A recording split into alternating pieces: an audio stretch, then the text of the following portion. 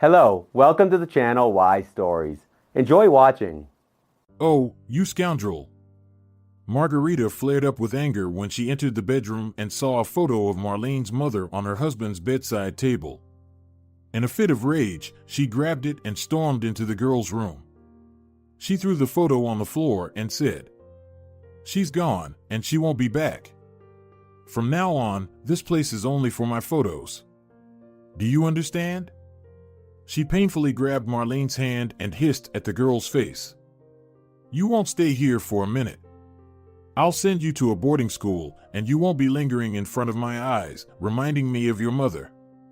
Margarita let go of the girl, fixed her disheveled hair, and left the room. As she reached for the door handle, she heard, "Dad won't let you kick me out of the house." Without even looking at the girl, the woman sarcastically replied, "You're not welcome here anymore. We have a son whom Salvador loves. He's his heir, and you are his past. And you should get rid of the past like unwanted things." She left, slamming the door loudly. Marlene picked up the photo, held it close, and whispered, "Mommy, I feel so bad without you." In the evening, as she was about to go to bed, Marlene heard her brother crying. No one had approached him for a long time, so she decided to comfort the little one. She went to the children's room. "Why are you crying? Are you scared all alone?" The child, upon seeing his sister, immediately calmed down, smiled, and reached out his arms. "Lie down, little baby, let me cover you." Marlene gently patted the boy's head. Soothed, Isaac fell asleep quickly. Through the partially open door, it was evident that Margarita was on the phone, and when her brother quieted down, Marlene heard fragments of phrases. "Yes, I'll bring her in 3 days. Don't worry, you'll receive the full payment for the year up front. No, father won't object. He's currently abroad, and I'm taking care of the stepdaughter. Send me the list of items needed. I'll provide the address. Goodbye." Marlene realized that her stepmother was not joking about the boarding school and was intentionally taking advantage of her father's absence, as he had to travel for business negotiations. The girl quietly got up so as not to wake her brother. At that moment, Margarita entered the children's room. "What are you doing here, you rascal? Did you want to harm my son? Get out of here. I'll talk to you tomorrow." Marlene returned to her room and had been crying for a long time, burying her face in the pillow until she fell into an anxious sleep.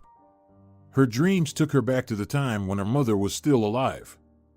"Sweetie," a gentle kiss woke Marlene up. "It's time to get up. Today is your birthday." The girl opened her eyes and saw her parents standing beside her bed, hugging each other tightly. "I love you so much. You're so beautiful." She smiled. "It's you who's beautiful, our little princess. Get up quickly, there's a surprise for you." Her father extended his arms. "Come to me, I'll take you to the living room." Marlene jumped out of bed.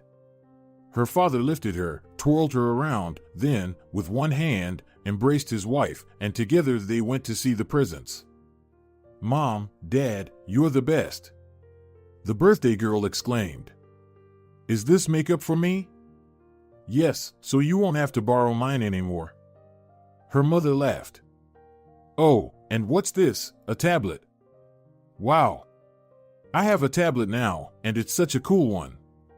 The girls in my class will be so jealous." While the girl was ecstatic about her gifts, her parents stood hugging and admiring their daughter. "All right, wash up quickly, get dressed, and we're going to the park. There are rides, swings, and lots of treats waiting for us." Her father spun her around in his arms again. Even in her dreams, Marlene vividly remembered how gentle her mother's hands were, how often she stroked her head, and how she combed her long, wavy locks with her fingers. She was truly happy until tragedy struck one day. "Mommy." Entering her parents' bedroom on that dreadful morning, the little girl asked, "Why aren't you getting up? Don't you have to go to work today? Can we play all day?" "No, sweetheart, I won't be able to play with you," Laura replied, her face filled with sorrow. Daddy will be here soon. Go and play in your room for now. Laura, we need to double-check everything. This can't be true. It just can't be. Salvador leaned anxiously over his wife, gently holding her thin, pale hand and kissing it. Unfortunately, everything has already been confirmed, the woman sadly said. We can't change it. Let my last days be with you. I don't want to go to the hospital. Only when things get really bad can you take me, so Marlene doesn't see me leaving and remembers me alive. No, Mom. Marlene, who had sensed something was wrong and stood outside her parents' bedroom door and overheard the conversation, cried out. You can't die. I don't want to lose you. What will we do without you? Sweetie, I'll always be with you. I'll watch over you. Don't cry, my dear. Whatever happens, remember that I love you very much. And then her mother was no more. Her father grieved heavily over the loss of his wife, so Marlene couldn't believe it when her dad suddenly announced, Daughter, you're growing up, and you must understand me. I'm a man and still relatively young. The girl was listening carefully. In short, I met another woman. I love her, and we'll have a child. Dad. Marlene exhaled, hardly believing her ears. What about Mom? You said you loved her. And me? What will happen to me? My dear, I never stopped loving your mom, but she's no longer with us. You need another mother. You're growing up, and I can't handle it all by myself. I don't know how to dress you or braid your hair. But you will always be my daughter, nothing will change. Margarita is sweet and kind, you'll surely become friends. I don't want another mom. We were so happy together. She shouted. Please, Daddy, don't do this. Marlene woke up to her own scream. The pillow was wet from tears. It's a pity, it was just a dream, the girl said. Mom, if you're up there in heaven watching and listening to me, make it so that I can stay home. She reached under the pillow to call her father, but the phone was missing. Get up, stop lying around. Margarita decisively entered the room.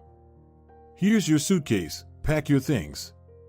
We need to leave in an hour to make it to the boarding school before lunch. Margarita, I want to talk to my dad. Give me the phone. There's no need to bother your father. I'll call him myself after I've settled you in. You can't treat me like this. This is our home, and you're a stranger here. You're mistaken, sweetheart, the woman smirked at the girl. This house is already mine because Isaac is the heir, and I'm his mother. As for you, you're just a guest here. I would have gotten rid of you a long time ago, but there was no right moment or reason. But now, there's a reason. I'll tell your dad that you were trying to harm his son. That's not true. I was trying to comfort him. But Salvador will believe me because he always dreamed of having a son, and I gave him one. And you are a jealous wretch who wanted to harm him. But you didn't succeed. Salvador loves me. I didn't invest 3 years in him for nothing, just to get an engagement ring. He supports you out of pity for his late wife. But there's no going back to the past. So stop throwing a tantrum. You won't change my mind, you little brat. And you, Gorgon, like Medusa. Marlene retorted angrily. Margarita lunged at her, swung, and struck her in the face, causing pain. You little monster. Don't worry, you'll start behaving differently soon. They'll deal with you at the boarding school. And your dad won't help you. Believe me, I can divert his attention away from you. You'll see, my dad will come and get me. We'll see. He won't be back for a month, and by then, so much will have happened, the woman firmly headed out of the room. Get dressed and pack your things, I'm waiting for you. And please, don't delay the inevitable. Salvador successfully concluded his negotiations. There were still some details to work out, but the main issues had already been resolved. He went shopping to buy gifts for his daughters and son. Show me this set, the necklace and the ring with the diamond, he asked. Yes, I would like to buy it. Salvador was looking forward to seeing Margarita. He even imagined how she would widen her blue eyes and quickly blink her fluffy eyelashes. She always did that when she was excited. Now I need to find something for a 13-year-old girl. Maybe this bracelet will suit her? Girls like to adorn their wrists with trinkets and bracelets. Yes, that's good. I'll take all of it. Salvador left the store and called home. Darling, how are you all doing? Is Marlene not getting on your nerves too much? Everything is fine with us, the woman replied, trying to contain her excitement. We are looking forward to your return. How is my little boy doing? Isaac is growing up. I told you, everything is fine. We're eagerly awaiting your return. Don't worry about anything. I can't reach Marlene. For some reason, her phone is unavailable. She probably forgot to charge it. She'll call you back later. Well, all right then. I've bought gifts for you all. Oh, darling, what did you get for me? It's a surprise. I won't tell you yet. You'll have to wait until I return. I can't wait. These remaining 2 weeks until our meeting will feel like an eternity. Many kisses. Goodbye. Salvador hung up the phone. Tired but satisfied with his purchases, he lay down on the bed and closed his eyes. His imagination conjured up Margarita, a beautiful and slender woman with a flawless figure, blonde hair, and blue eyes framed by thick black lashes. She had come to work for them 3 years ago and immediately made an impression on Salvador. Smart and always stylishly dressed, her manner came down to conversation. I came for the job interview based on the advertisement, Margarita appraised the man, who might be her future boss. He's attractive, she thought. I wonder if he's married? I need a secretary who speaks English to negotiate with partners. I attended a specialized school, so I'm fluent in English and French. After asking a few more questions, Salvador said, You're a good fit for us. Margarita captivated Salvador with her determination. She could easily engage in conversation and was invaluable during negotiations. She didn't immediately try to get into bed with him. She remained independent and didn't flirt with her boss, unlike her predecessors. Only occasionally did Salvador read in her gaze a passion deeply hidden. In those moments, the woman's blue eyes flared with consuming fire. Salvador found it quite enticing, but he didn't know if Margarita truly burned with desire for him or if it was just his imagination. He didn't notice when he let her into his life. I like you very much. He confessed when he stayed overnight at her place for the first time. And that's it? You just like me? Margarita asked with a hint of coquetry. I wanted to hear something else from you. I need to think it over. I truly hope that you will become a real mother to my daughter and that you can love her. I'm really good with children. You'll see, we'll find common ground. However, over time, Salvador realized that his daughter wasn't ready to accept another woman. He was waiting for the right moment to inform her of his decision. Salvador, I'm pregnant, Margarita announced one day, and Salvador understood that the time had come. Margarita sat in the car with a stony expression on her face. Marlene was huddled in the back seat as if she were a cornered animal. Trust me, it will be better for everyone this way, Margarita said, looking at her stepdaughter in the rearview mirror with a reconciliatory tone. You're a smart girl, and you must understand that we can't live under the same roof. I have big plans for your father, but there's no place for you in them. You'll understand when you grow up. My dad will still take me away from there, the stubborn girl insisted. Your dad now has me and Isaac. You're being stubborn for no reason. Just accept it and enjoy yourself, Margarita looked at Marlene again. After all, we'll visit you. Trust me, it's a good boarding school. They teach girls languages, dancing, and social manners. You'll like it, and you'll even thank me. They say the discipline there is strict, but it will do you good. He loves me. That's enough talking. We're arriving. It's better for you to be convincing about your voluntary agreement to stay here. What if I don't agree? I will stop the car right now and leave you here in the middle of the woods. Let's see if you can survive. Do you want to test it? No. That's a smart girl. Margarita drove into the boarding school's grounds. It's quite nice here. They drove along the road, lined with small shrubs, and in front of the building, which resembled an old castle, colorful flower beds were in full bloom. The building's exterior gave an impression of gloom and extreme asceticism. It was clear that it hadn't been renovated for a long time. The glass sparkled dimly in frames that cracked with age. Margarita stopped the car and took their belongings out of the trunk. Why are you just sitting there? Get out. They'll take you to the headmistress and she'll explain everything to you. I'm off. A tall, unsmiling woman came to meet them. She greeted the newcomers curtly, picked up the suitcase, and nodded her head, inviting them to follow. The girl entered the building and looked back. Her stepmother was already in the car, not saying a word of farewell. The heavy oak door closed, cutting off any retreat. Without a word or a backward glance, the escort led her through a long, dark corridor and stopped. Satisfied that the girl was here, she opened the door and gestured for her to enter the office. A tall, slender woman was sitting behind the desk, jotting something down in a large, thick book. Her stern facial expression, sharp features, and the thin-framed glasses perched on the tip of her beak-like nose did not inspire sympathy. Marlene looked at her surreptitiously and thought, this must be the headmistress. She looks like a witch. For some reason, the girl immediately took a dislike to the office's owner.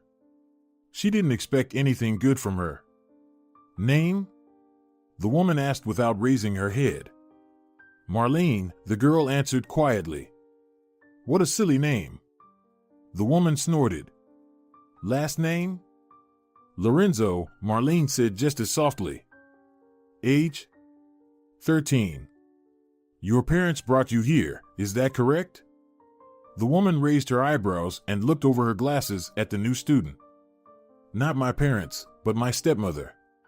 My dad doesn't even know I'm here, the girl replied. That doesn't change the situation, the headmistress said dryly, pressing a button on her desk. A young woman entered the office, pretty, with dimples on her cheeks. ISA, take the new student to her room and explain our rules. Okay, Rufina. ISA took Marlene by the hand. Come on, I'll show you your place. She led the girl into a room that resembled a military barracks. This is your place. ISA led Marlene to a bed with a gray blanket. This is where you'll sleep. This is your nightstand. You can keep your stuff in it. Everything else you can leave in your suitcase for storage. Take out what you need, and let's go get your uniform. Uniform? Marlene asked in surprise. Yes, our students wear uniforms. You're not allowed to use casual clothing. The woman handed her a booklet. These are the rules of our boarding school. Study them carefully. Why? Can't you just tell me, and I'll remember? It's the rule. If you don't learn the rules of the internal order, you'll face punishment. Will you lock me up in a punishment cell? The girl smirked. ISA looked closely at the newcomer. If you show character, it might be tough. It's better to follow the rules. Then you'll have fewer problems. Talk to the girls and ask about the local customs. I think it will be useful for you. Where are they? In the class. She looked at the clock. We need to be in the dining room in 5 minutes. Hurry up. The woman left the room and Marlene followed her. This is our dining room. This is your seat, remember it. The girl turned pale when she entered the spacious room. There were 2 long tables in the middle, and the students were already sitting at them.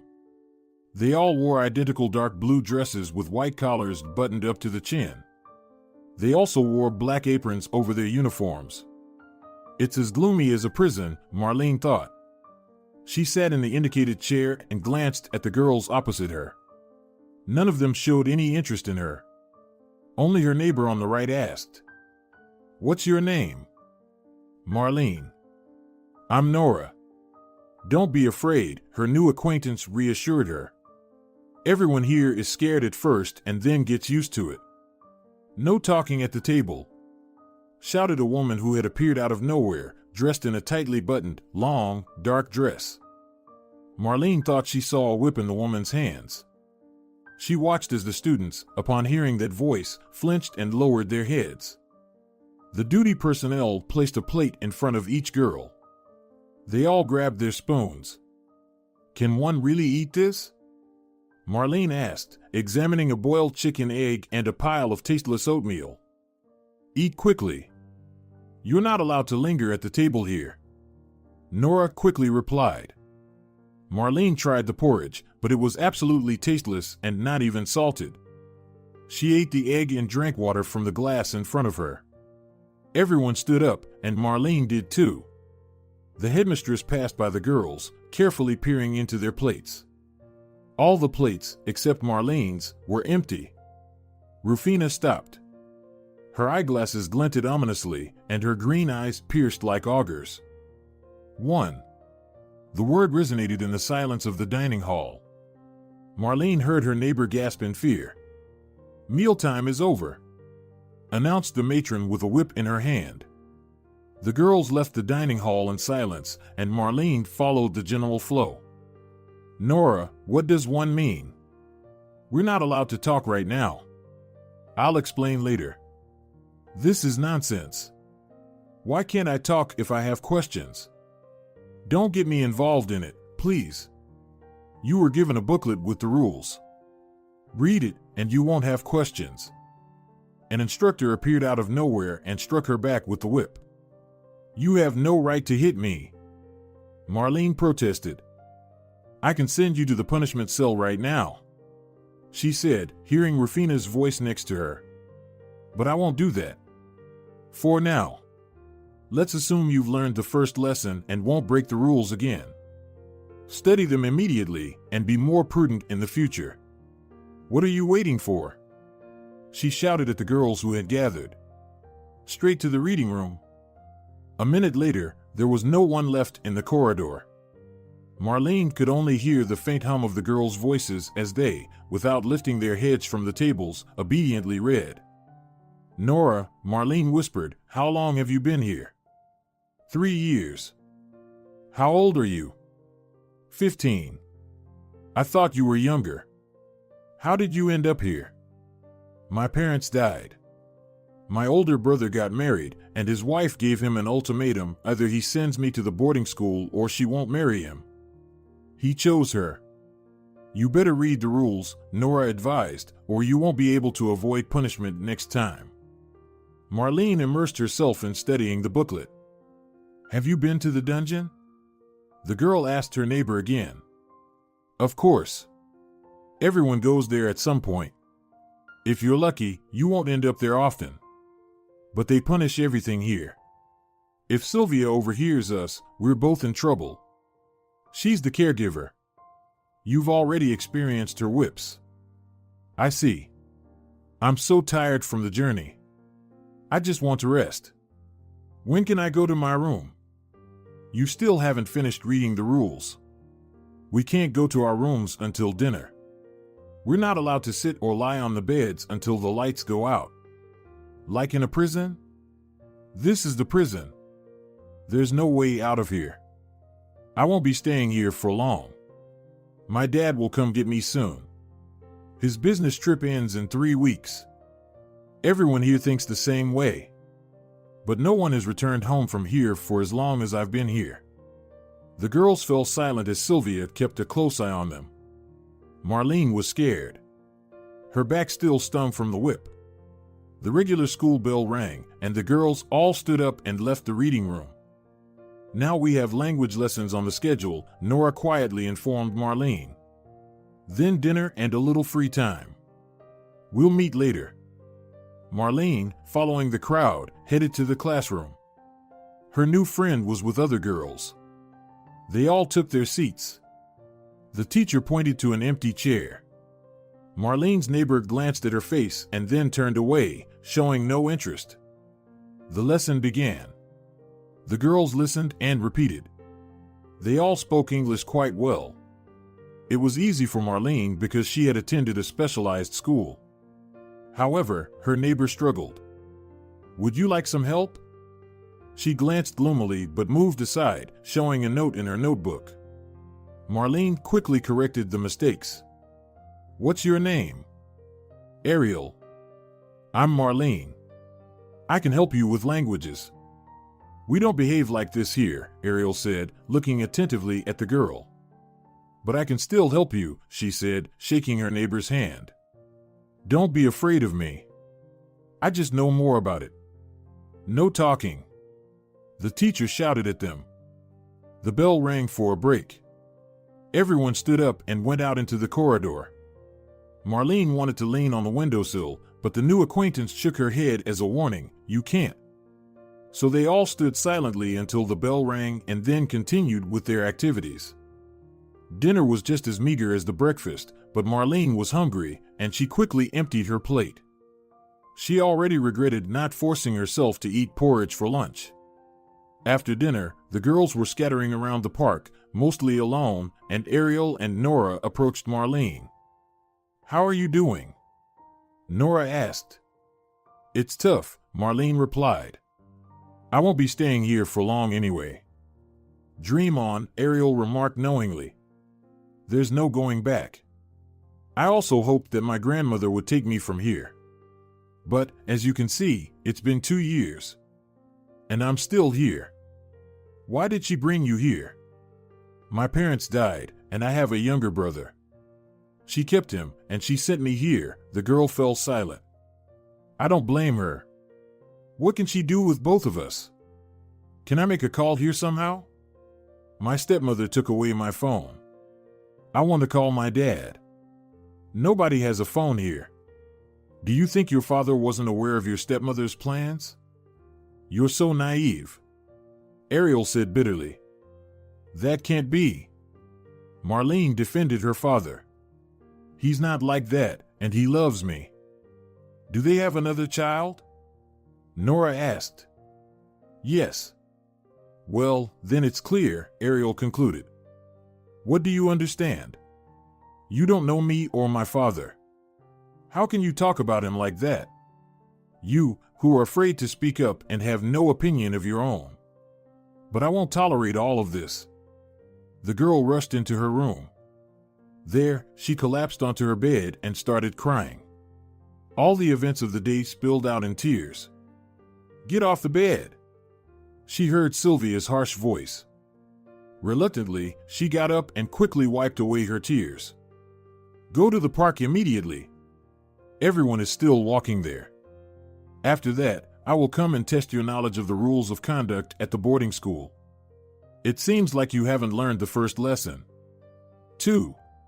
She shouted directly in the girl's face, barely holding back from hitting her. Marlene flinched in fear but maintained a defiant look.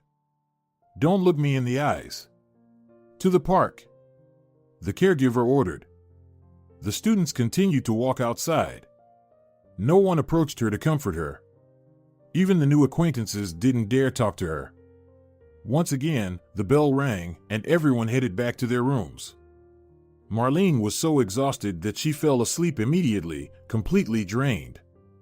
In the morning, she hesitated to open her eyes, still hoping that it was all just a dream. But the wake-up call dispelled any doubts. Days went by. Marlene had almost resigned herself to her fate, trying not to draw attention to herself.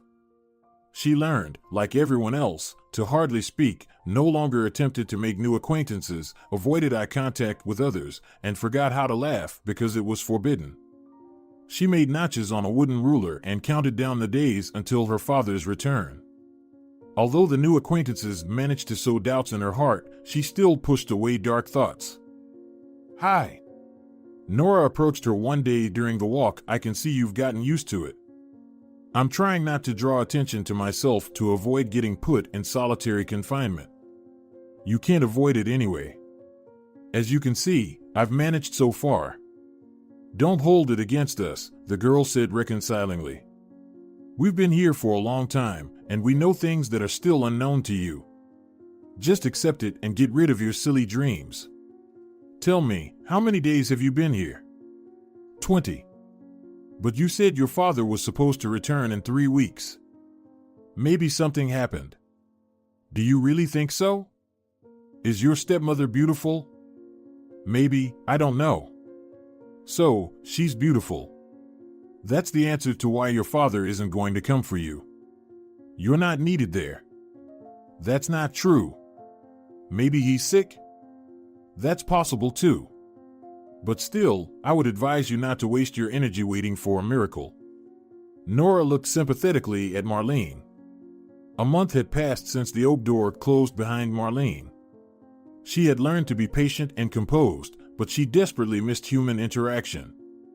Ariel and Nora tried to talk to her, but she had withdrawn into herself. She found joy only in studying, dancing, and reading. Deep down, Marlene remained a rebel. She longed to be alone, even just for half an hour. One day, when everyone went for a walk, the girl discreetly sneaked into her room. She sat down on the floor in the corner, thinking no one would notice her absence, so she could arrange her thoughts until her roommates returned. However, she didn't consider the fact that the caretakers were responsible for each student, so her absence was discovered a few minutes later. Stand up. Marlene was so engrossed in her joyless thoughts that she jumped up in fright. Who allowed you to be in the room during class time?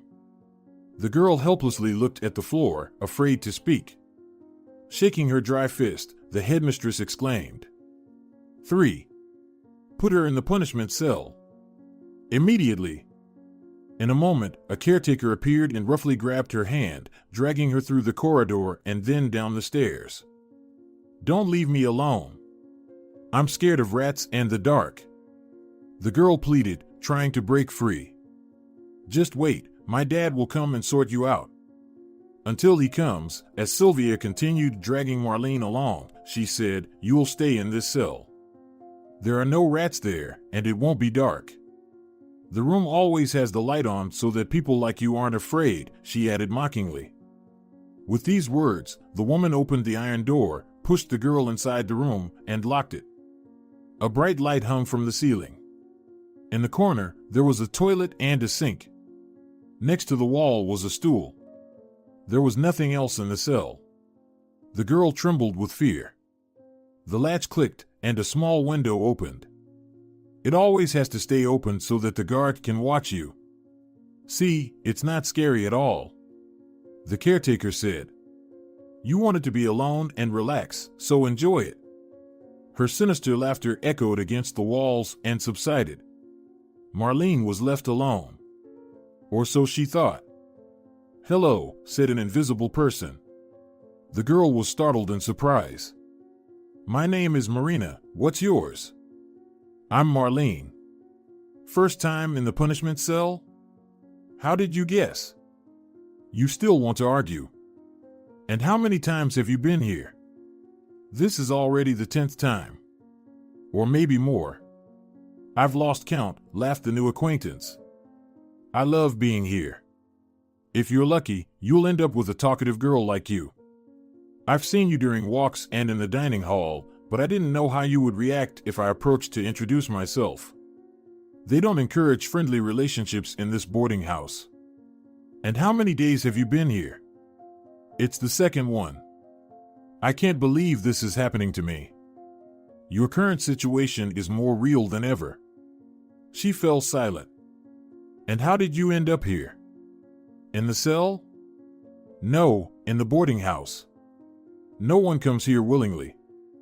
My stepmother turned me in. But I won't stay here for long. My dad will come and take me soon. He'll solve the problems and come. With each passing day, hope will fade and disappointment will grow stronger. My dad is not like that. Marlene exclaimed. Speak quieter so the guards won't hear. They check on us every hour. My dad is not like that. The girl repeated. Something just happened. But he will definitely come, you'll see. How old are you? 13. And you? I'm already 15. There is no way out of here. I've been here for 5 years already. No one has left these walls until they finish their studies. But I don't want to stay here. Isn't there a possibility of escaping? Hasn't anyone tried? Some did it out of desperation. But where would we run to? Our relatives brought us here to get rid of us. For example, my aunt sent me here. After the death of my parents, I inherited an apartment. She took custody of me and sold the apartment. Everything is possible with money. And she sent me here. And that's the story for each of us. You are so smart. I've just been here for too long. Moreover, they will track us down and bring us back anyway. And as punishment, we'll end up in the cell again. But not for a day or two, but for 10. They'll also take away our bread and water rations. No, I don't want that. It's scary to be alone. If we escape together, my dad will help me get back to the apartment. He has a friend who is a lawyer. I don't think he'll bother with me. And besides, there's no way to escape from here. It just seems like we can freely step outside the boarding school. In reality, there is a dense forest around, and you don't even know which direction to go. Let's go by the road. We won't get lost. You're silly. They'll catch us there. We can hitch a ride. It's 5 kilometers to the main road, and you won't get too far on the road. We have to go through the forest. Okay, I'm tired. I'm going to sleep. But how do we sleep here? There are no beds, only a stool. Sleep on it. Don't lie on the floor, you'll catch a cold. You'll get used to it. Susano already has a Christmas tree at home, and we still don't have one. Sweetie, there are still 2 weeks until Christmas. We'll get it done. I want the tree to be at home for a long time. Well, Dad, if the child is asking, we need to put up the tree. Let's go, darling, let's get the decorations. Dad, we're ready to decorate the tree. First, spread out the branches. Salvador showed his daughter how to make the tree full. Now, help me hang the ornaments. Mom, Marlene is so smart. Look how beautiful the tree has become. He lifted his daughter up and kissed her on the cheek. Isn't Mom wonderful? The girl asked. Of course she is. Salvador kissed his wife and conspiratorially asked, I have a gift for you. I love gifts. And I love gifts. Marlene laughed because her mom tickled her belly. And now let's check if you're ready with the poems for Santa Claus. Stand on the chair. The father put the girl on her feet. Tell me. Mom, no hints. Marlene recited the poem so lively that, at some point, she swayed and opened her eyes. The bright light blinded her. Her head hurt, and her legs were swollen. Coming back to reality was tough. Her mom's laughter still echoed in her ears. Tears welled up in her eyes. Mommy, how do I tell Dad where I am? Why isn't he coming? What did Margarita say to him? Are you talking to yourself now? Congratulations. Marina said. I dreamt about Mom. Did she leave you? Why do you have a stepmother? She passed away, Marlene answered quietly. I'm sorry. I still want to try to find out how to get out of here. Are you with me?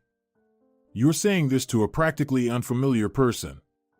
I even barely remember your face. It doesn't matter. Tell me, are you with me? First, we need to get out of this cell and try not to get caught again. Then we can make some plans. Maybe you're right. We need to think everything through carefully, and for starters, we need to find someone local. They periodically returned to the conversation about escaping. Time was passing quickly. In the evening, Marina announced, My detention is over. They will release me today. That's good. If possible, find out who can help us. Don't be sad, you'll be out soon too. When Marlene returned from the cell, she started thinking about how to find the stranger. She didn't even have a visual memory, only remembered the voice. She could talk to the girl during walks and in the cafeteria, but how would she attract the attention of the right person? Choosing a moment, she seemingly accidentally dropped a spoon on the floor.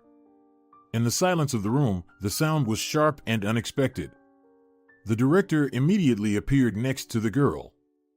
"Stand up," she shouted. "You just got out of the cell yesterday. Planning to go back?" "I'm sorry, it was unintentional." Marlene, with a sense of sincere regret, lowered her head, and her soul sang, "It worked." Now Marina knew for sure who was with her in captivity. That same evening, the girls met during the walk. "You're clever, you came up with a great idea," praised Marina. "I was racking my brain on how I would recognize you." "Well, enough talk. Did you find out anything?" "Yes, there's a local girl here, but she's small, only 7 years old. She probably can't help us." "We still have to try," Marlene declared stubbornly. Determination burned in her brown eyes, and her cheeks reddened with excitement. "You haven't changed your mind, have you?" "I'm scared," Marina said softly, looking around and twirling a lock of dark hair. "They could find out. If we're careful, no one will know. But that girl is too young for such a serious step. If you're backing out, I'll go alone." "I believe you." Mischievous sparks danced in Marina's green eyes. "Show me the local girl." Marina nodded towards a small, delicate girl standing alone, carefully examining something on her black apron. The white collar of her dress tightly clasped her slender neck. Long, light hair was neatly arranged. As if sensing a scrutinizing gaze, she lifted her head and looked attentively in the direction of the two friends. It was evident she was surprised, as if she were asking, "Why are you bothering me? What do you want? Shall we approach her?" Marlene asked. "Let's go, let's talk." "Hi, I'm Marlene, and this is Marina," she introduced herself warmly. "What's your name?" "Ida. You know the forest around here, right?" "Why?" "Just answer, yes or no." "I do." "Can you show us the way to the highway?" "I can." "But why do you need it?" she asked again. "How long have you been here?" Marina inquired. 2 months. Mom has 7 of us, and Dad died at work. We decided I would go to school here. Then Mom changed her mind and wanted to take me back, but Rufina didn't want to give the money back for the boarding school, so I stayed here until the end of the school year. "Do you want to go home?" Marlene asked directly. "I do," the little girl nodded. "I miss my mom a lot. If you show us the way through the forest, you'll soon be able to see your family." "When?" Marina caught a caretaker's suspicious look. "That's it, we're done. It seems like we've attracted attention. Listen, Ida, don't tell anyone that we asked you anything, understood?" Marlene sternly asked. "If you tell anyone, we'll all be sent to the punishment cell." "Have you ever been there?" "No," the girl mumbled. "And you shouldn't go. I know what I'm talking about. We'll meet again tomorrow and set a date for the escape." While the escape was being prepared at the boarding house, Margarita invented new reasons why Marlene wasn't in contact. When Salvador called and said he would be delayed, she was ecstatic. It was much easier to play the role of a kind, caring stepmother from a distance. She was already getting used to the role of the authoritative mistress of the estate and was confident that she would be able to justify herself to her husband for taking her stepdaughter to the boarding house. Margarita knew how to speak flattering words. She was very good at manipulating the feelings of a lonely man. She remembered the rage she felt when she saw a photo of Salvador's wife and daughter on her boss's desk, yet she still asked, "Is this your family?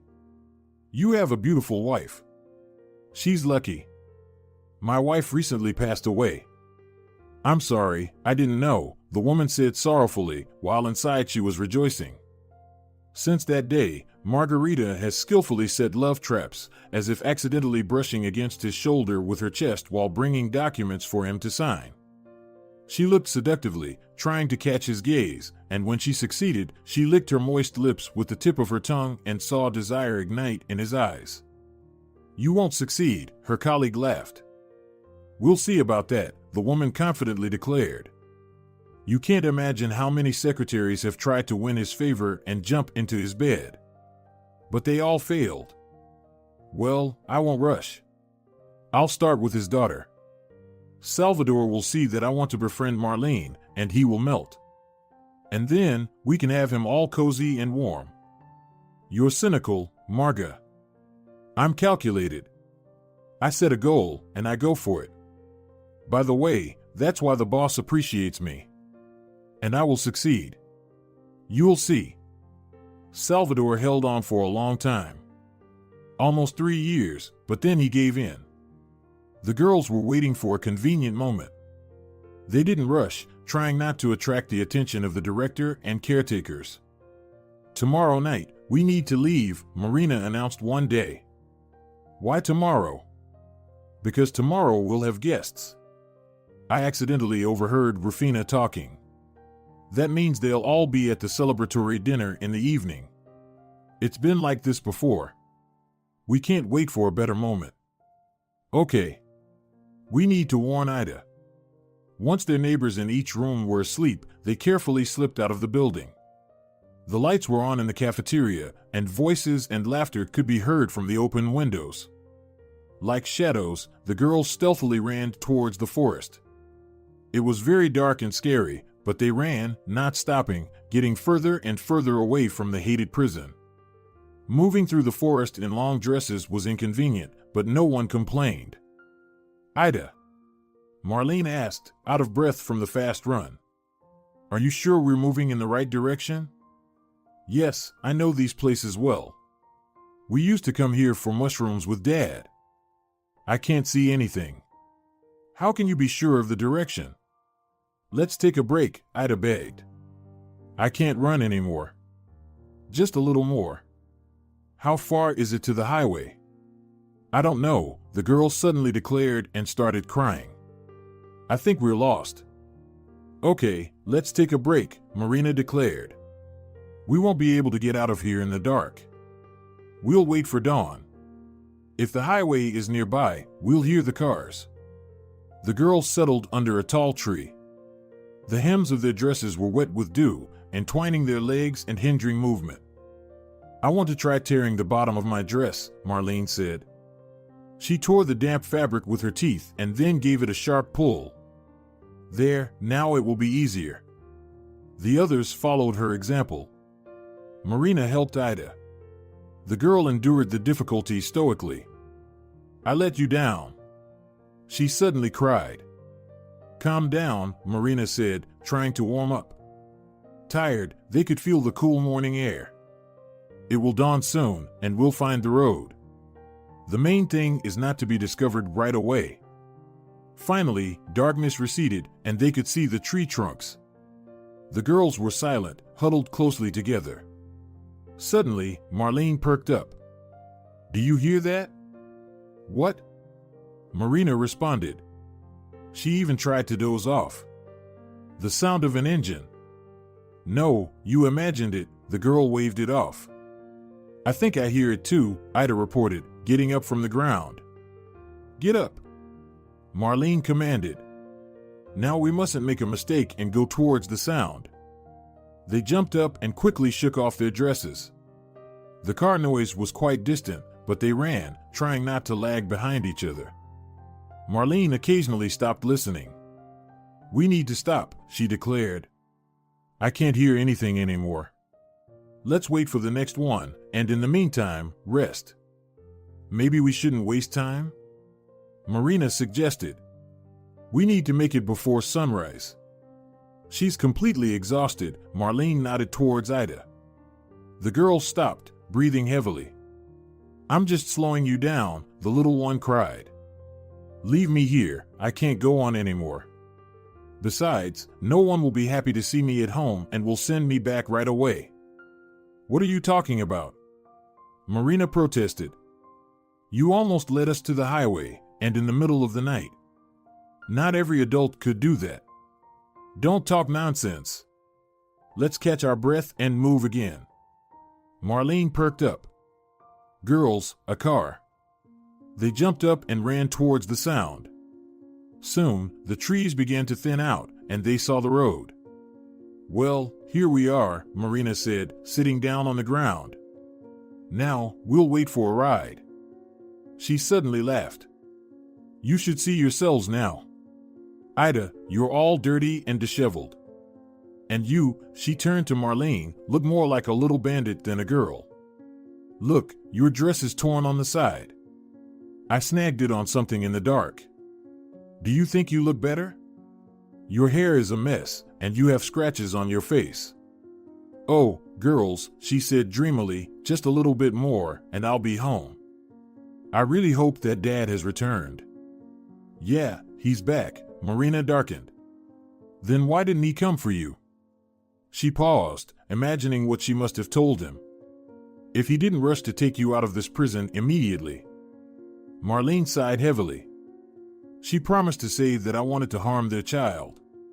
Why do I need this? The child is not to blame for having such a vile mother. I really want to eat, Ida sighed. Yeah, Marina supported her. Breakfast is coming up at the boarding school. Do you regret running away? Marlene looked suspiciously at them. No, of course not, the little one said, embarrassed. I'm just very tired and cold. You'll be home soon, Marina patted her on the shoulder. But we still don't know what awaits us. You know, she turned to Marlene, how far is it to the city? I'm not sure, but we drove for 2 hours. The sound of an engine echoed. The girls ran to the road. Suddenly, the older one sharply pulled her friends to the ground. What's wrong? Ida asked, rubbing her hand. That's the headmistress's car. They're looking for us. Marina said in fear. They stayed lying on the ground. We need to get out of here quickly. I think, Marlene whispered, we should stay here until it gets dark. If they're looking for us, they'll check all the cars going to the city. They think that we'll try to leave in the nearest car. Let them think that we couldn't get out of the forest. Girls, I'm scared, Ida cried. If they catch us, Sylvia will start whipping us. She once hit me when I didn't listen well in class. We won't be caught, Marlene said firmly. We need to wait. Ida, she addressed the little girl, is there a village nearby? We can't go to the village, especially now, Marina remarked. That's the first place they'll look. Let's wait. It's good that it's summer, we can look for berries. It would be nice to find water to drink and wash up. There should be a spring somewhere nearby. My dad and I used to go there. So, is your home not far from here? About 10 kilometers. You can't go home now. Most likely, the headmistress has been there, Marlene guessed. It's better to go with us in the car, and then we'll leave you, and we'll go further ourselves. Engrossed in their conversation, they didn't notice how it began to get dark. The weather had been overcast all day, and by evening, a light rain started. The girls were freezing. That's it, the next car is ours. Marina declared it decisively. I won't survive another night in the forest.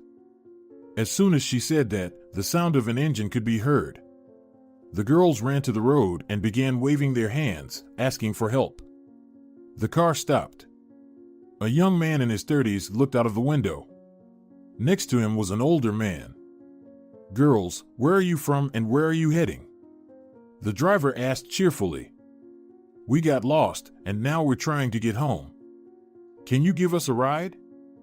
No problem. Where should I take you? Marlene named the city. The men exchanged glances. There were lustful sparks in the eyes of the older one, but, of course, the girls didn't notice it. They were too tired, exhausted, and hungry. The older man got out of the car, opened the door, and invited them to get in. The girls got into the car. Excuse us for the mess, Marina said shyly. We might have dirtied your seat. Don't worry, we'll clean it. The young man replied, evaluating the older passenger. He understood right away that she was older. His gaze slid across her face, then down to her chest, hidden under an ugly dark dress. She's pretty, he noted to himself. Ida's home is about 10 kilometers away, and we're going further, Marlene said. Don't worry about money. If you allow us to make a call, I'll tell my dad, and he'll pay whatever you ask. The men exchanged glances again. The older one nodded in agreement. Great. But there's no network here. We'll drop off the little one, and then you can make the call.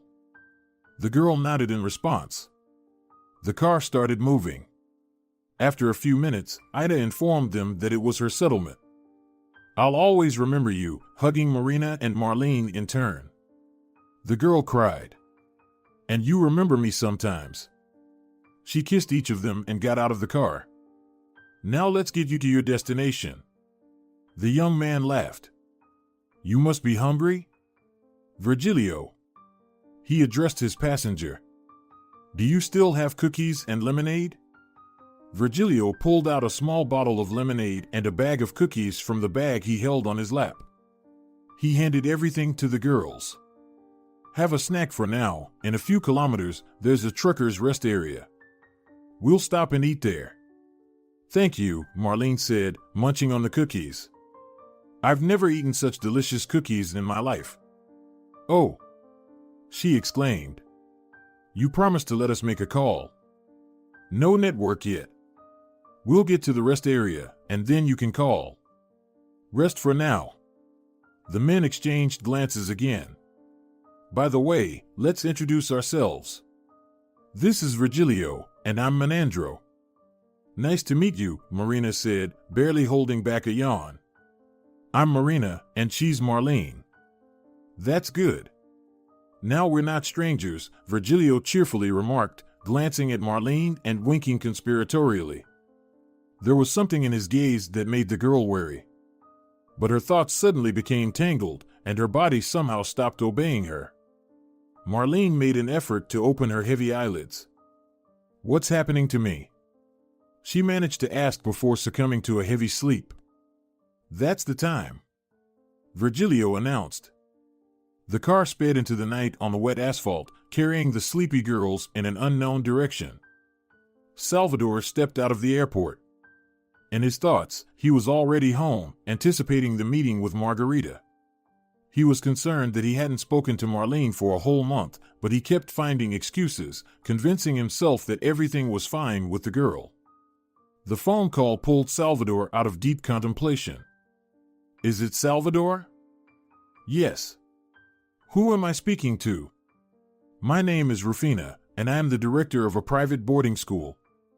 I'm sorry, but I don't understand what I have to do with a private boarding school. Your daughter, Marlene, our student, escaped last night. 2 other girls under our care left with her. We are very concerned about what happened. I don't understand anything. My daughter attends a regular school. Maybe you've made a mistake. No. Your wife paid for full board for the entire school year. I believe you need to come. Salvador was bewildered. I hope you'll explain what's going on, he addressed Margarita even though she wasn't there, and started the car. Darling, you're finally back. Isaac, hug Daddy. Handing over their son to her husband, Margarita chatted away, not noticing his stern expression. She tried to kiss Salvador, but he recoiled and, piercing her with his eyes, said, barely restraining his anger, Where's my daughter? Why is someone named Rufina calling me and saying that Marlene is missing? Explain what's going on. Isaac started crying. Take the child. There is no need for these distracting maneuvers. Lay it all out as it is. The woman took the child to the nursery, feverishly trying to devise a conversation strategy. She did not expect Salvador to find out everything before she could tell him. Darling, don't be mad at me. I made it for the best. We have a little child. He demands attention, and you travel a lot on business. I work so that you have everything you need. Don't avoid the question. I'm trying to explain to you that Marlene is calmer at the boarding school. There, the students study languages and social manners. She can receive a proper upbringing and education among other girls there, unlike how you've spoiled her. Let me decide where my daughter will receive an education. I just wanted to help you. I see that you worry about her. Margarita tried to catch her husband's gaze, but he deliberately kept away from her. I couldn't keep an eye on her and our son. She needs attention. She's been having problems at school. And, in the end, she's jealous of Isaac. Yes, she tried to hit him because he was crying and disturbed her from falling asleep. Salvador grabbed his wife by the shoulders and shook her forcefully. Don't lie. My daughter would never harm her brother. And remember, if she doesn't come back, I'll take my son and kick you out on the street. Margarita started crying. Of course, we mean nothing to you. You only love your daughter. You're ready to do anything for her. Yes, I love my daughter. She lost her mother. It was a real tragedy for her. I hoped you would become a second mother for her, the man said with regret, but I was wrong. I tried. Do you believe me?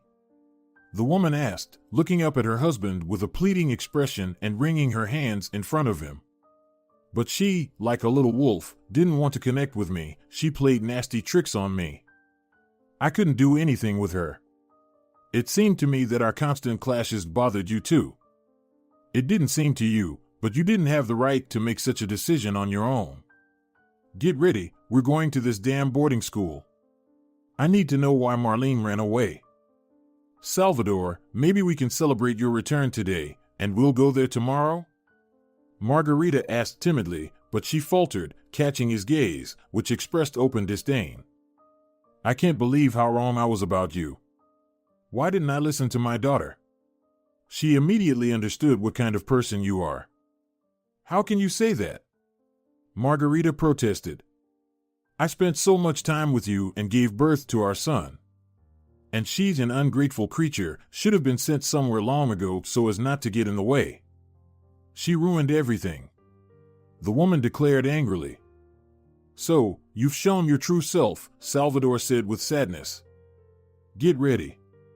But who will I leave Isaac with? He's little.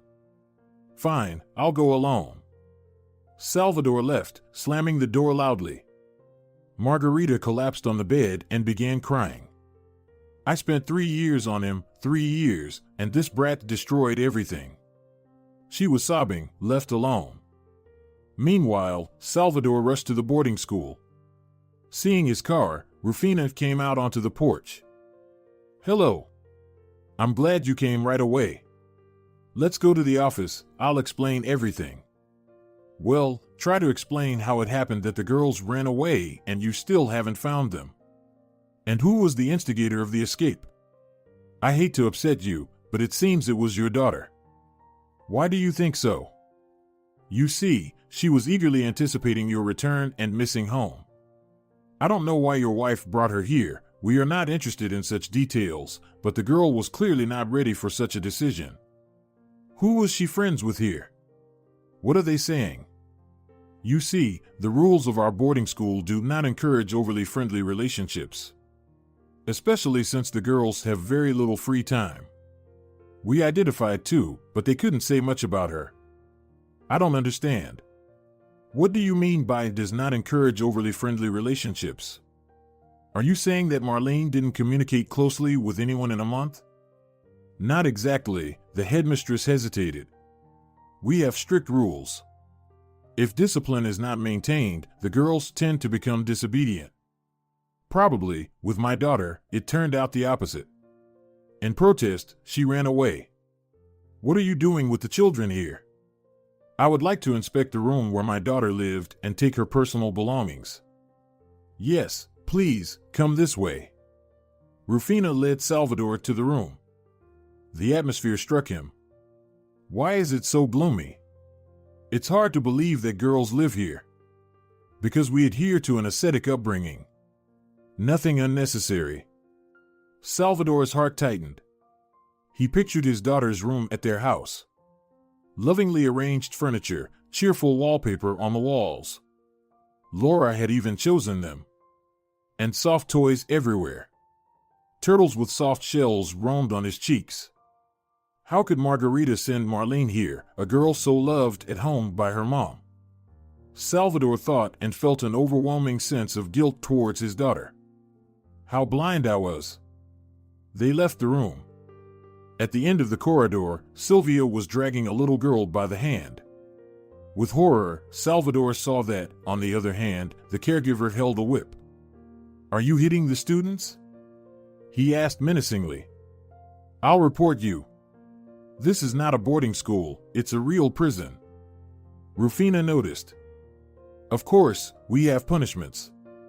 Strictness in everything. Violating the rules entails punishment. The girls must understand this. They all have a difficult fate. If we don't instill discipline in them, no one knows which path they might take." "I'll deal with you later," Salvador promised. "But now I would like to talk to the girls who knew Marlene." They returned to the office. The headmistress sent ISA to fetch Nora and Ariel. "Tell me everything you know," Rufina ordered. "We already said we don't know anything. Marlene never discussed the escape in front of us. The girls insisted on not lifting their heads." "How can that be? They told me you were friends with my daughter." "We are not allowed to be friends," Ariel's voice trembled.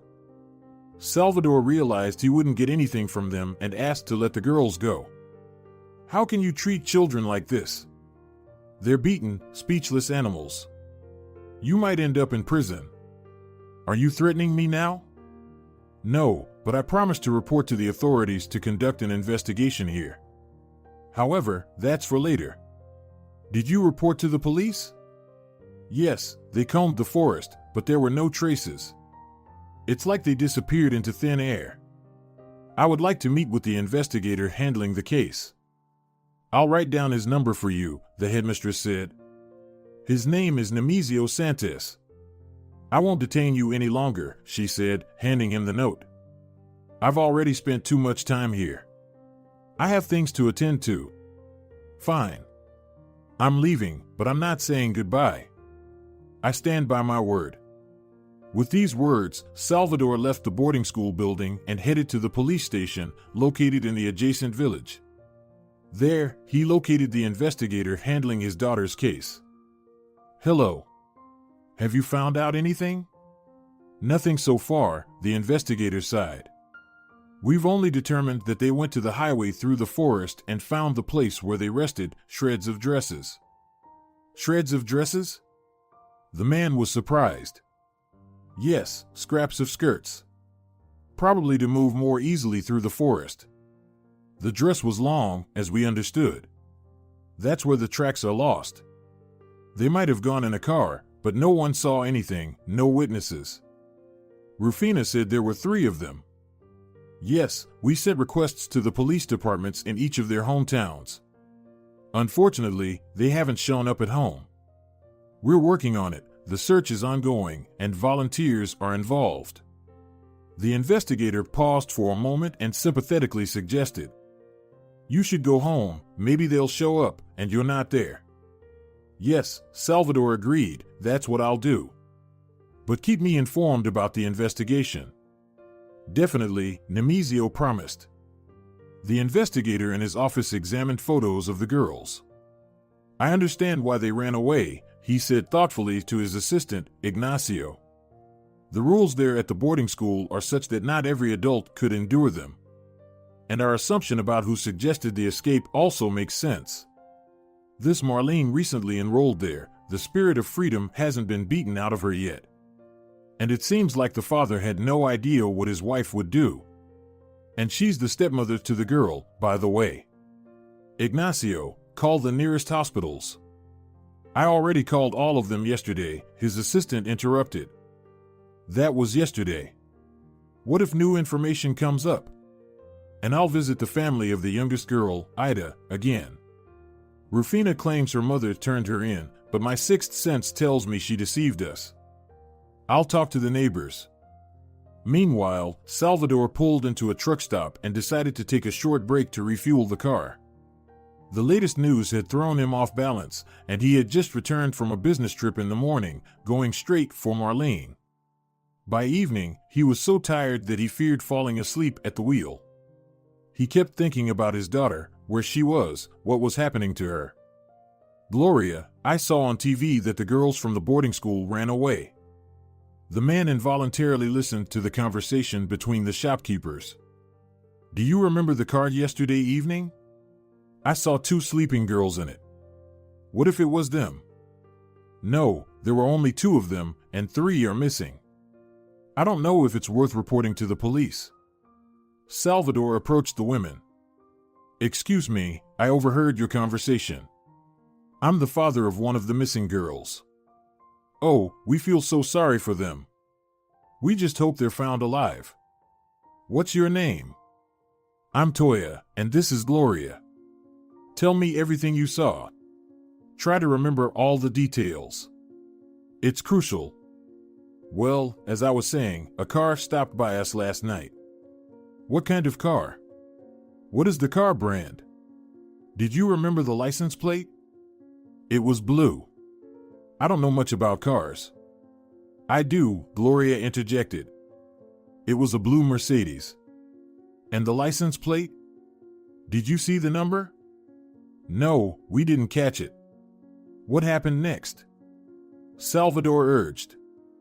"I thought the girls were sleeping kind of unnaturally." "What do you mean, unnaturally?" "Too soundly. They didn't wake up in the parking lot. They didn't wake up while the driver was refueling." "Yes, and they only bought food for themselves," Gloria added. "Thank you, you've been very helpful." "Oh, and there's one more thing," Toya paused, trying to remember. 50 kilometers from here, there's a small village. About a week ago, 2 girls went missing there, around the same age as yours. It was in the newspapers. You can check it out or watch it on television. They did a report about them." "Thank you so much. This is very valuable information." Salvador quickly paid and left the cafe. He dialed the investigator's number. "Nemesio, hello again. It's Marlene's father. I gathered some interesting information at the truck stop. I think we need to discuss it. Urgently. I also have news about the 3rd girl. It's too late today. Let's talk tomorrow." "Why tomorrow? My daughter is nowhere to be found, and you're telling me to leave it for tomorrow?" Salvador protested. "Okay, stay where you are. I'll be right there." An hour later, they were sitting at a table in a cafe, exchanging information. Turns out that the 3rd girl, Ida, is actually at home, stirring his coffee with a spoon, Nemesio explained. The mother didn't say anything because she's scared of Rufina. Everyone is afraid of her. The mother isn't even planning to return the money, as long as her daughter stays with them. "Did you manage to talk to the girl?" "Yes. She said they got into some blue car. They dropped her off near her home, and your daughter and the other runaway continued on. She doesn't know anything else. My assistant called the nearest hospitals. No one resembling our girls has been admitted. What about you?" "A car. Blue Mercedes." "That doesn't necessarily have to be the same car," the investigator noted. "Women noticed 2 girls in the car. So what? They could be parents with children.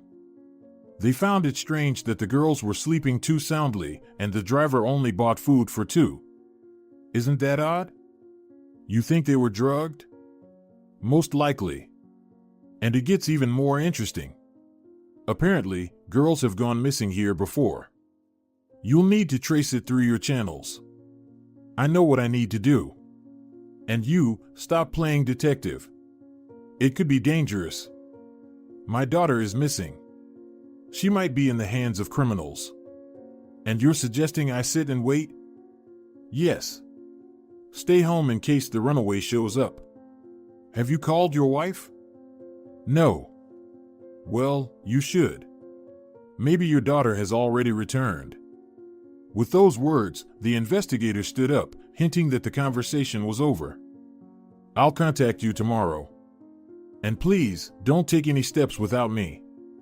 He got into his car and drove away. Salvador headed home. He called Margarita. Marlene didn't show up.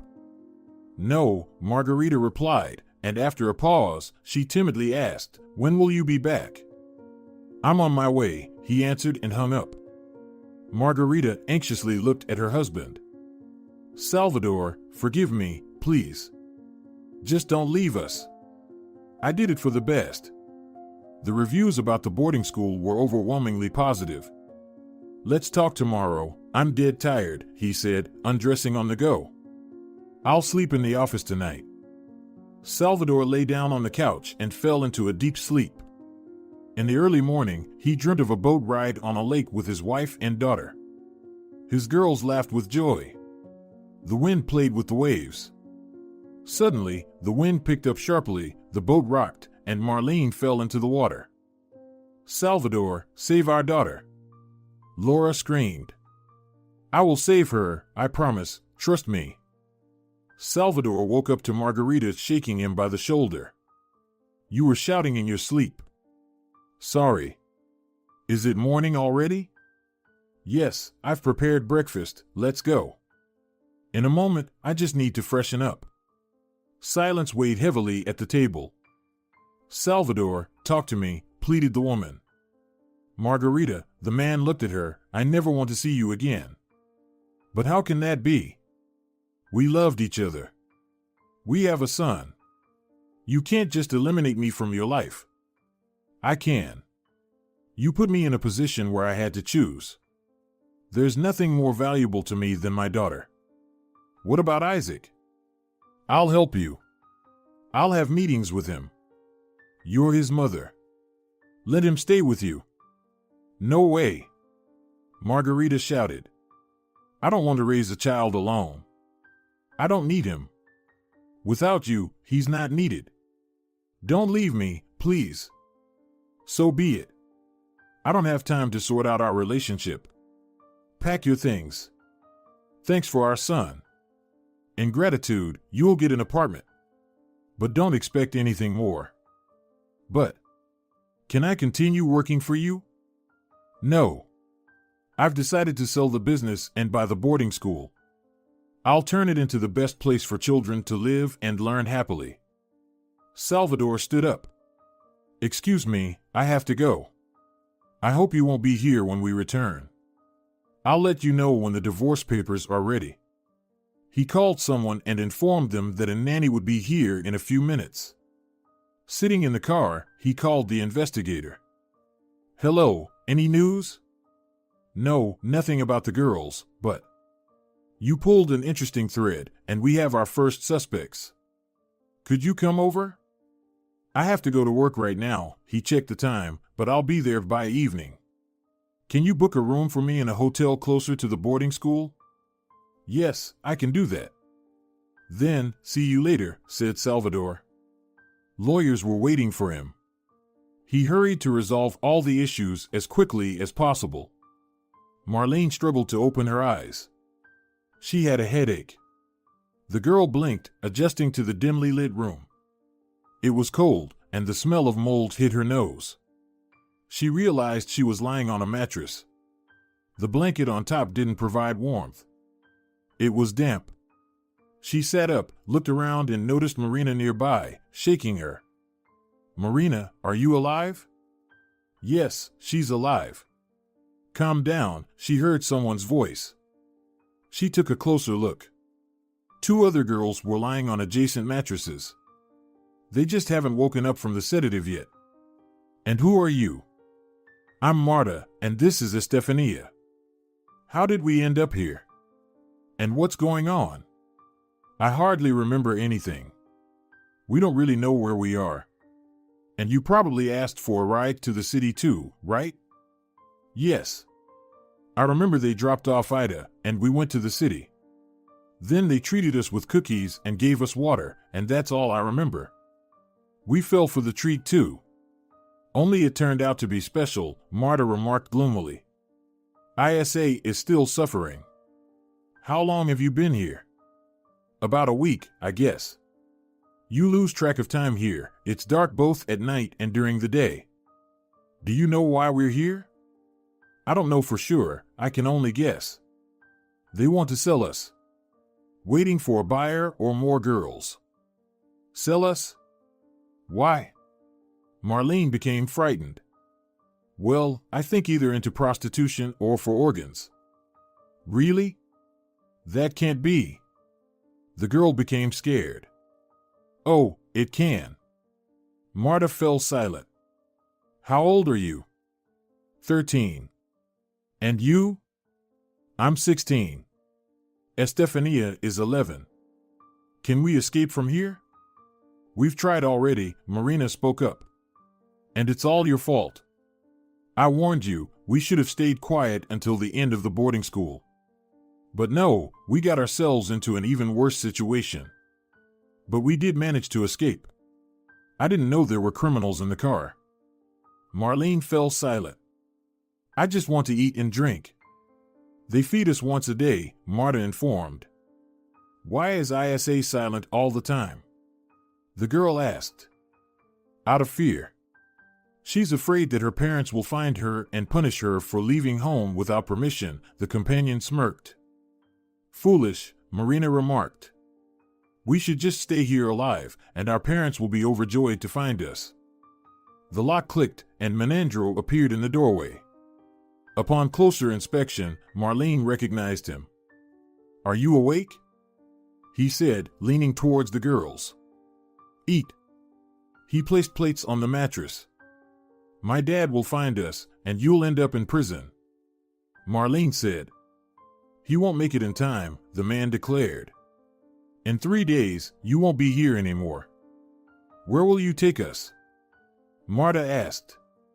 None of your business. And without saying another word, he left the room. Girls, I'm scared. Marina whispered. ISA sniffled. I can't go anywhere, my parents will kill me. She cried. Are you stupid? Marina shouted at her. No one will find us now. You'll be the first one sent for organs, as you're the youngest. Why are you scaring her? Marlene calmly intervened. We have 3 more days. We must come up with something. The girls fell silent in response. If we don't find a way out, we'll perish. And I don't want to die. They need us alive. At least for now. Marta started eating. The girls also picked up their spoons. It was dark and quiet. No sounds from outside penetrated here. The girls were engulfed in gloom. Still, we shouldn't give up. Emptying her plate, Marlene jumped to her feet. Her whole body ached, and her head still hurt. The damp dress chilled her. She began to inspect the room, feeling the walls with her hands, trying to find any way to escape or call for help. It's useless, Marta said doomedly. I've already checked everything. There are stone walls and bars on the window. What's outside the window? I don't know, it's high up there. Marina, help me up, I'll try to look out the window, she asked. Marina reluctantly stood up. Well, what do you see? A garden. Can you see people? No. You know, I have an idea. Marina lowered the girl to the floor. We need to make some kind of sign. Like what? Marta asked anxiously. What do we have? They started inspecting themselves, checking their pockets. Marlene had an idea. I'll throw the apron out the window. If they are looking for us, and I'm sure they are, they'll notice it and understand where we are. With these words, she tied the apron in a tight knot. Marina lifted her again, and the girl threw it out the window. Well, now all that's left is to wait, she said. What a gloomy prospect, Marina sighed. We must not lose hope, Marlene firmly declared. What else is there to do? We'll wait, Marta supported her. ISA, hiding under the blanket, was quietly crying, occasionally sobbing spasmodically. Finally, one after another, the girls drifted into a heavy, restless sleep. Salvador tracked down journalists from the local newspaper's crime department who had written about the missing girls. He found out that in the last 6 months, under unexplained circumstances, 4 more children of various ages disappeared. No traces, no leads, but in one more case, witnesses remembered a blue Mercedes. That was something. The missing children had no apparent connections among themselves. It seemed that they abducted any girl of the right age who, for some reason, got into a car with unfamiliar men. She behaved so recklessly, lamented Salvador, talking to the journalists. Everywhere, they keep saying not to approach strangers. But there will always be adventurous girls. He shared this information with the investigator, who pieced together the facts of the girl's disappearance bit by bit. We assumed that we should look for the owner of the car within a radius of 100 kilometers. Why do you think so? All the missing girls lived within this radius. Our operative is finding out how many blue Mercedes cars are registered here. But the car doesn't necessarily have to be registered here, Salvador objected. Maybe, Nemesio replied. But we're working on every detail. We're looking for even the slightest coincidence. At that moment, Ignacio, the investigator's assistant, burst into the office. We have a lead, he declared from the doorway. There aren't that many blue Mercedes cars. And one of our former clients, a certain Virgilio Pena, was involved in the early 2000s, but only as a witness. There wasn't enough evidence against him at the time. Yes, it was a high-profile case, especially here. The public was ready to tear the suspects to pieces. But as far as I remember, Nemesio spoke up. He left this region. And now he's back, Ignacio reported, rubbing his hands. He got a job, but you won't make much money working honestly. Apparently, he decided to recall the old days. Living the high life. You don't earn that kind of money for nothing. Probably, the business is thriving. Why are we sitting here? Salvador jumped up. We need to hurry. The address, Ignacio, the investigator said on the move. Let's go. I'm coming with you, it's 50 kilometers from here. I'll call for backup. An hour and a half later, they stood in front of a huge mansion. Are you sure this is the place? Salvador asked. Yes, it is. The only question is where they are keeping the girls. Until backup arrives, let's inspect the area, Nemesio suggested. Ignacio, carefully go around the house on the right, and we'll go on the left. Meet us at the entrance. Try not to be seen by the guards. With small dashes, they approached the house. Wait, don't move, ordered investigator Salvador. There are guards. Let's wait until they pass. Good thing there are no dogs. When the guards had passed, they moved towards the house again. Suddenly, Salvador stumbled over something, bent down, and saw that it was the apron. Recognizing the girl's uniform from the pension, he quietly called out. Nemesio, the girls are here. Look what I found. Where did you find them? Right here. Nemesio looked up and carefully examined the windows. Most likely, they were held there. Right under the roof, in 3 windows, there are bars. Do you think they've already been taken away? I don't know, let's check. As if from the ground, the commander of the support group appeared. Finally, Nemesio sighed in relief. Let's enter the house. Presumably, the girls are here. He pointed to the barred windows. They all silently moved towards the house. You stay outside for now, Salvador ordered. After a few minutes, screams and gunfire were heard. Unable to resist, Salvador rushed after them. One by one, they were already pulling the bandits out of the house with their hands tied behind their backs. Rushing inside, he saw that the fighters were carrying the girls in their arms. Marlene. He rushed to his daughter, embraced her, and held her close, tears streaming down his face. My dear, how guilty I am before you. Forgive me for not believing you about Margarita. Hold on, my little one, everything will be fine. Daddy, the girl spoke weakly, I knew you would find me. Why didn't you come for so long? I am so sorry, repeated the father. All the business and affairs, I should have stayed with you. But now everything will be different. Trust me. In the car, Salvador gently covered his daughter with a blanket, warming her and stroking her tangled hair and her face with dried blood. He wrapped her injured legs, all covered in bruises and cuts, and kissed her dirty cheek.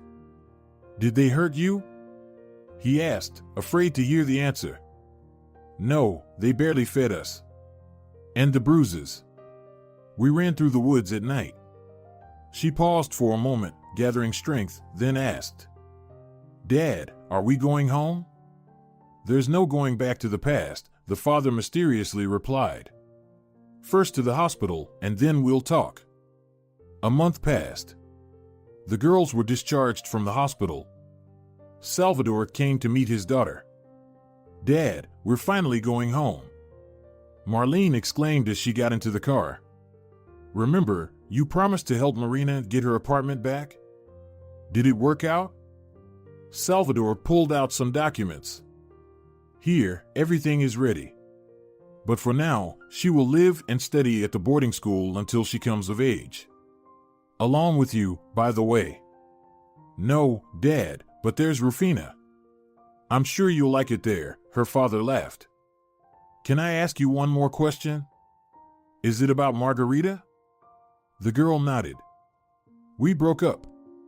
I sold our house, Margarita kept the apartment, and Isaac will live with us. She decided that herself. The car joyfully sped along the road to the boarding school. When they entered the territory, Marlene screamed in surprise, seeing the buildings shining with fresh paint. Dad, what is this? Did we make a mistake? No, dear. I sold the business, bought the boarding school, and did the renovation. I fired all the old staff and replaced them with new ones. While they were talking, the girls ran towards them. Marlene looked at them in confusion, not recognizing them. I can't believe my eyes, you all look so beautiful and cheerful.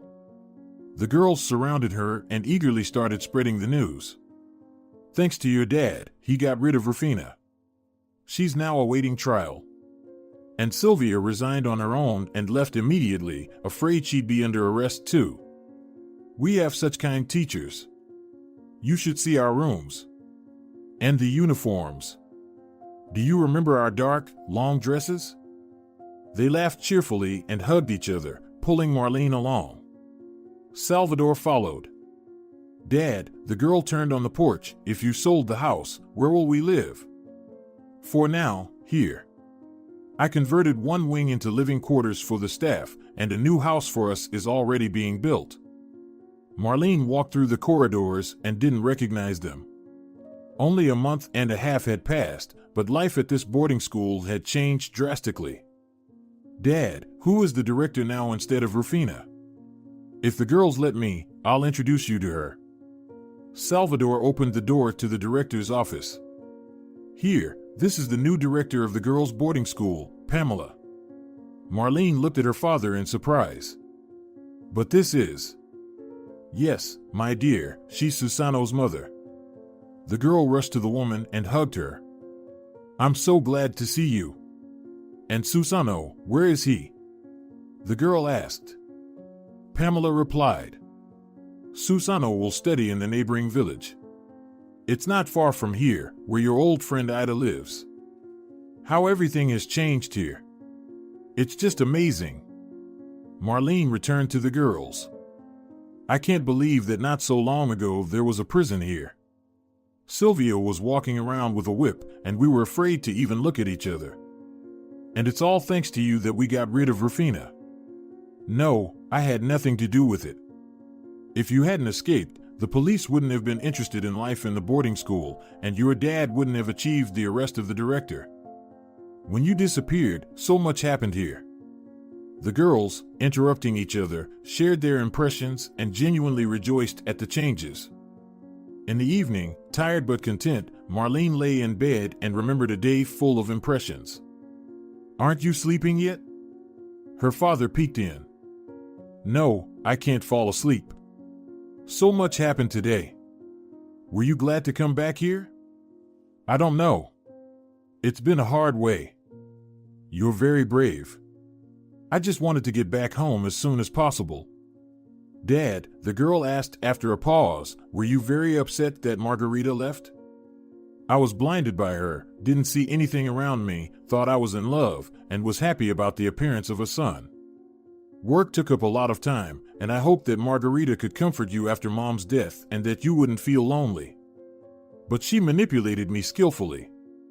I didn't want to notice that you were unhappy. And then her malicious nature came out. She abandoned the son, and it's as if I woke up and realized that she never truly loved me, she just used me. He fell silent, took his daughter's hand, and said, Forgive me, I almost lost you. I'm not mad, I understand how hard it is to be alone. I'm not interested in women anymore. I think I know who will suit us. Marlene mischievously looked at her father. Pay attention to Pamela. She looked at you like that today. What? Her father got scared. She's always so strict, and I'm a bit afraid of her, even though we've known each other for a long time. I don't mind if she becomes my mom and Susano my brother. You've grown up so much, her father chuckled. Let's not rush events. Good night, my dear. He kissed his daughter and left the room. From that day on, their family's life took a course towards happiness. A month later, Salvador proposed to Pamela, and another month later, they had a lively wedding in the park of the boarding school. The shadows of the past disappeared forever. If you're enjoying it as well, leave a like and subscribe.